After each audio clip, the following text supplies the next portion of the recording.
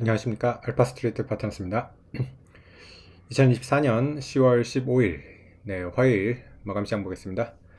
코스피 지수가 0.39% 올라서 2633으로 마감을 했습니다. 오늘 코스피 약간 올랐습니다. 외국인이 2700억 매수를 해서 조금 올랐는데 글로벌 증시가 굉장히 강한 거에 비해서는 굉장히 아쉬운, 계속 아쉽죠, 우리나라는. 그런 상황입니다. 그래도 조금씩 올라가고 있어서 다행이라고는 생각은 듭니다. 어제 미국 증시, 참 미국 증시는 끝이 없네요. 계속해서 사상 최고가 돌파를 하고 있습니다. 다우가 이제는 4만 3천 선을 넘어섰습니다. 4만 3천을 처음으로 넘어섰고요. 어제도 0. 거의 5% 가까이 이렇게 올랐습니다. S&P 같은 경우는 0.7% 넘게 올랐는데 5,850대에 마감을 했고요. 장중 고점이 5,870대입니다. S&P도 5,800도 참 비싸다고 생각을 했는데 이제 5,800도 훌쩍 넘었습니다. 정말 S&P 이거 6,000을 보는 거 아닌가 그런 생각이 드네요. 그리고 상대적으로 나스닥이 계속 신고가를 못 가고 있었는데 나스닥도 이제 거의 근접을 했습니다. 어제는 나스닥이 제일 많이 올랐고요. 18,500이 넘어섰으니까요. 나스닥 이제 진짜 사상 최고가까지 1%도 채 안 남은 것 같습니다. 지금 나스닥 같은 거 보면 18,670대 이 정도네요. 거의 1%만 올라도 나스닥도 사상 최고가 또 경신을 하게 되겠습니다. 그래서 미국 증시 보시면 참 골고루 돌아가면서 이렇게 오르고 있습니다. 어제 같은 경우는 또 엔비디아가 좋았어요. 엔비디아가 2.4% 이렇게 오르면서 138불에 마감을 했고요. 종가 기준으로는 사상 최고가라고 합니다. 그래서 엔비디아가 종가 기준으로 사상 최고가 돌파를 했고요. 물론 장중으로는 아직 조금 남긴 했습니다. 장중 고가로는 엔비디아가 140.7불인가 그렇더라고요. 그러다 보니까 140불을 넘어가야지 이제 올타임 하이가 되겠는데, 어쨌든 참 엔비디아 저번에 이제 블랙웰 생산 차질 우려 이런 거 나왔을 때 거의 90불대까지 밀렸었던 걸 생각하면 정말 반등도 잘 나옵니다. 다시 이렇게 이만큼 올라왔다는 것도 참 놀라운 것 같고요. 어제 또 보면 퀄컴도 좋았네요. 퀄컴이 4.7% 이렇게 올라왔습니다. 반면에 엔비디아가 이렇게 또 잘 나가면 좀 AMD는 약간 이렇게 빠지는 경우가 있어요. AMD 같은 경우는 좀 엔비디아랑 좀 경쟁 관계도 있기 때문에 엔비디아의 좀 독점이 계속해서 좀 견고해서 AMD가 도저히 지금 잘 못 따라가는 그런 상황이라 AMD는 1.5% 정도 이렇게 또 빠졌습니다. 다른 종목들도 다 이렇게 대부분 올랐고요. 섹터들 이렇게 봐도 골고루 이렇게 다 올랐습니다. 그래서 미국 증시는 참 꾸준히 이렇게 잘 오르는 것 같고요. 애플 같은 경우도 어제 1.6% 오르면서 230불이 넘어갔습니다. 그래서 걱정할 필요가 별로 없는 미국 증시입니다. 미국 증시는 항상 비싸다는 거 외에는 별로 걱정할 만한 거는 없어 보입니다. PR 계속해서 좀 보고 있는데요. 비싸긴 비쌉니다. 30배, 웬만한 주식들이 다 30배가 넘고 있고요. 언젠가 무슨 계기로 미국 증시가 조정이 오기는 오겠죠. 그래서 그런 조정이 언젠가는 올 수가 있어서 너무 또 주식에 어, 이렇게 올인하는 것도 그렇게 좋아 보이지는 않습니다. 이렇게 좀 조정에 대해서 좀 대비도 어느 정도 하고는 있어야 되기 때문에 어쨌든 미국 증시 계속해서 고공행진하고 있는 그런 상황에서 오늘 우리 증시 같은 경우는 그렇게 많이 오르지는 못했지만은 니케이 같은 경우는 그래도 거의 1% 가까이 오르면서 장중에 4만을 다시 회복하기도 했습니다. 그래서 4만 선을 다시 이렇게 왔다 갔다 하는 그런 모습인데요. 참 일본 증시를 봐도 부럽네요. 우리 증시 같은 경우는 언제쯤 이렇게 올라갈 수 있을지. 주요 종목 보시면 우리 지수상으로는 나쁘긴 한데 그래도 그 섹터별로는 좀 좋은 섹터도 있습니다. 오늘 특히 보시면 바이오가 확실히 요새 계속 좋다는 그런 느낌이 듭니다. 오늘 삼성바이오로직스 보시면 4%가 넘게 올랐고요. 네. 고가가 109만 원대까지 가가지고 뭐 거의 사상 최고가 이렇게 근처에서 이렇게 움직이고 있는 주가입니다. 그래서 삼성바이오 같은 경우 보시면 올해 초에 거의 70만 원대 정도 수준이었거든요. 그러니까 올해만도 거의 50% 가까이 이렇게 올라온 그런 주가입니다. 참 주목을 그렇게 많이 안 하고 있는 것 같은데, 네, 생각보다 많이 올라왔어요. 네, 올해만도 50% 가까이 이렇게 올라왔습니다. 삼성전자는 굉장히 안 좋은데, 삼성바이오로직스는 엄청 좋은 그런 한 해를 보내고 있습니다. 네. 그래서 참, 네. 삼성그룹 전체로 봤을 때는 뭐 그렇게 나쁜 게 아닌데, 네, 삼성전자가 워낙 안 좋다 보니까 그렇게 되게 안 좋아 보입니다. 네, 그리고 뭐 삼성 바이오만 지금 좋은 게 아니라 다른 바이오 주식들 다 보시면 좋습니다. 셀트리온 같은 경우도 오늘 2.4% 올라오면서 20만 원대 위로 올라왔고요.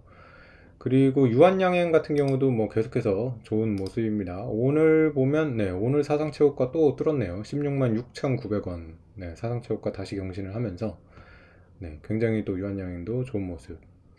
유한여행 같은 경우는 사실 상승폭으로는 더 크죠. 올 초에 보시면 거의 6만 원대 수준이었으니까요. 2배 이상 올라온 그런 상황입니다.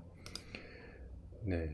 그리고 코스닥 같은 경우도 보면 지금 시총 1위가 이미 뭐 알테오젠이 시총 1위인데 알테오젠 같은 경우도 네. 뭐 거의 지금 사상 최고가 근처에서 있는 그런 주가고요. 얘 같은 경우도 지금 올 초에 비해서 네, 거의 한 4배 가까이 이렇게 올라온 그런 모습입니다.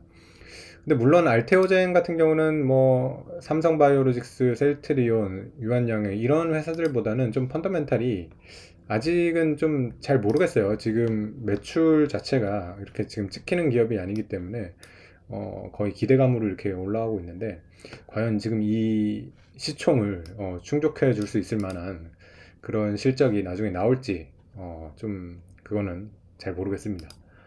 네. 만약에 또 이렇게 많이 오른 그런 회사가 좀 실망스러운 그런 모습을 보여주면 나중에 주가가 많이 빠질 수도 있거든요. 그래서 상당히 좀 조심은 해야 되는 그런 주식인 것 같습니다. 확실히 삼성바이오나 네, 셀트리온 그리고 유한양행 이런 회사들이 훨씬 더 마음은 편한 것 같아요. 기본적으로 그래도 매출이 나오고 네, 유한양행 같은 경우도 매출이 2조가 올해 넘어갈 걸로 보이고요. 네, 셀트리온 삼성바이오 같은 경우는 더 좋죠. 셀트리온 같은 경우도 올해 매출이 뭐 3조 6천억 넘어갈 거로 보이고요.